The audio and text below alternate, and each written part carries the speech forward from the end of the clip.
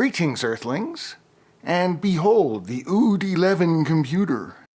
This is a minimal LSI-11 configuration. It has 2 cards, which we'll look at momentarily, and some custom hardware that I had to build. Well, okay, so this is the back plane, and it's, you see, bolted to the case here.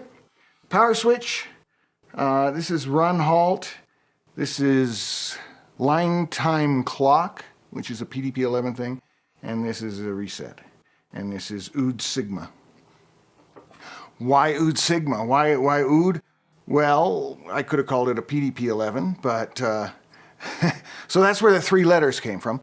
And the OOD, of course, were a creature that where part of their brain, at least, was outside their head. And it was replaced with this communications orb. And so it'll all become clear in time how that all fits. But let's take a look at the cards. And I'll bring them over here. Let's hold it this way. Okay. This is the processor card. It's a KDF11A, also known as an M8186. This happens to be a Rev D card, which means it has 22-bit addressing on the bus. PDP-11s are 16-bit machines, so they started out with 16-bit addressing. That was extended to 18-bit and then to 22-bit on the Q bus. I should back up. There are many PDP-11s. It's a whole family. There are Q-bus machines. There are Unibus machines. The Unibus machines are higher end than the Q-bus machines. This is a pretty low end. This is an LSI 1123 processor. Okay. Now, if you go looking for one of these on, eBay or something, you'll find, see, there are 4 sockets here. Some people are selling them without any chips in those sockets. You probably don't want to buy one of those. This is the CPU. If it has that, then you've got a 16-bit machine. This is the memory management unit. So some of them have just the CPU. Some of them have the CPU and the memory management unit. And then this is the floating point unit. And some of them have all 3. So if you're looking for one, bear that in mind when you look at the pictures. Oh, and you'll see I changed my pointer. To the uninitiated, this may look like a screwdriver, but in fact, it's a wire wrap tool whose very head comes off, and it's got a secret little wire stripper inside the handle. And the reason for that is twofold.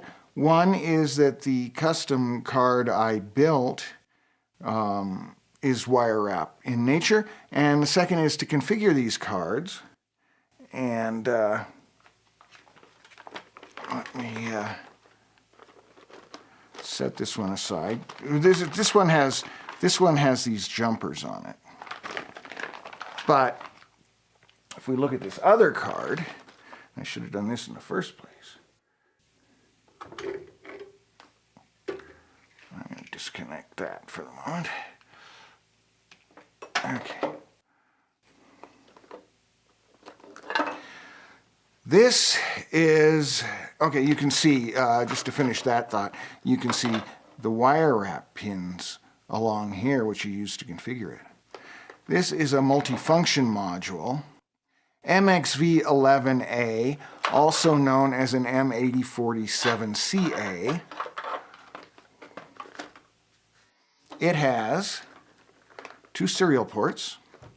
It has 16K words of RAM, or 32K bytes total. It has space for EPROMs.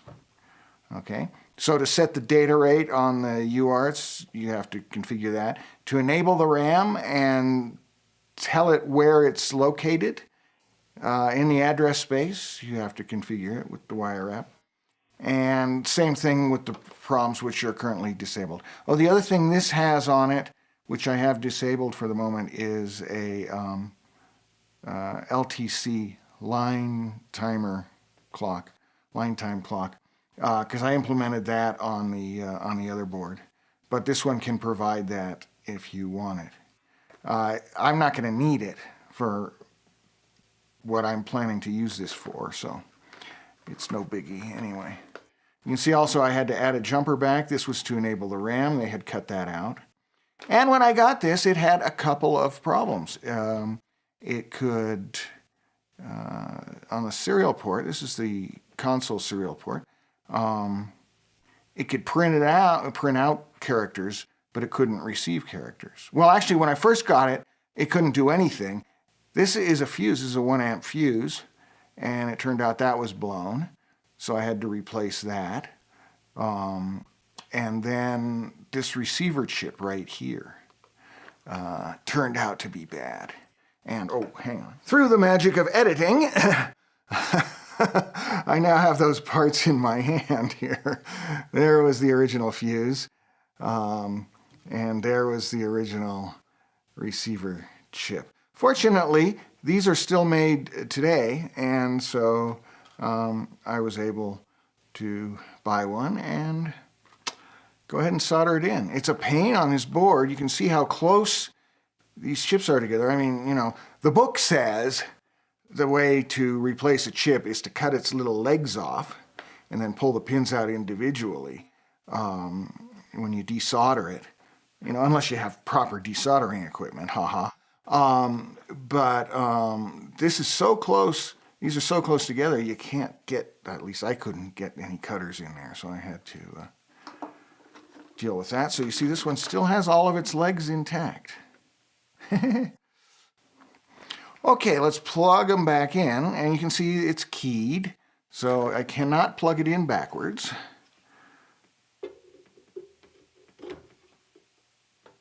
There's the processor. Oh, and I could talk about the board that's in here. I can put up a picture of it. This processor requires certain sequencing of bus signals when you power it on. And so I had to implement a circuit to do that. Some people will just use switches, which is kind of hokey because then you're going click, click, click to get it to run. Some people use a microcontroller, you know, hit it with a sledgehammer, use an Arduino or something. Well, this is the Arduino of its day, really. You know, 1980 Arduino, these LSI-11s. Think about that. We're going to connect the serial port up. There we go. Make sure that's okay. Power this puppy on. You've seen this before in other videos. Why did I? Oh, because it was already on? Ha ha! How convenient. Okay. And I power this on. Now let's see. I said that's run. So I'm going to put it to halt. It doesn't matter. I've got it boot up mode, which is one of the jumpers you can set on the processor board. Boot up mode has it going into the debugger, which is called ODT, Octal Debugging Technique or something like that. So it should, if everything's working, go right into the debugger when I power it on. This is a power light. This is the run light that shows that the program's running, okay? Fire it up, and there we go. You can see what it is the address, which is random here. And then the @ sign is the prompt. So, to verify operation, I've got a few little programs here that I pulled off the web, and we can try and enter those and see if it's semi-functional. First one is just basic operation. We'll put some no ops into RAM and then a loop. It's just an infinite loop. And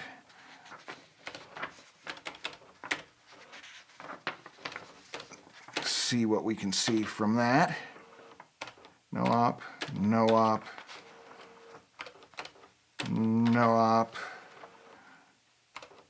jump to absolute location 1,000. Okay. Register 6 is the stack pointer. We put that at 1,000, it grows down.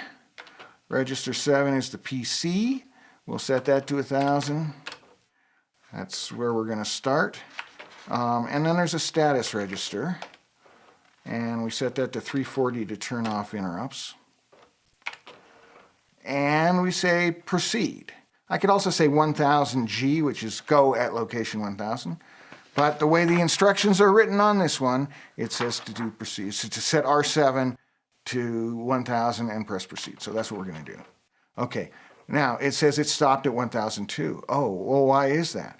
Well, that's because I have it in halt mode over here. So basically, it's going to single step. Okay. 1002, 1004, 1006, and then back to 1000.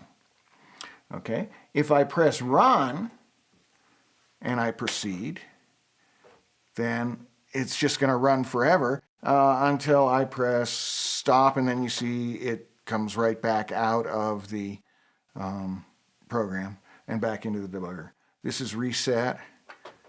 Okay. Which actually, if I run it and then I press reset, this will bail out of the program as it's running and get us back to the debugger. So that's good. You should be seeing this reappear in other videos in the future as I put it to its intended use. So that's it. Brain outside the head. It's an OOD. It's a PDP-11, LSI-11, whatever. So it's the OOD11.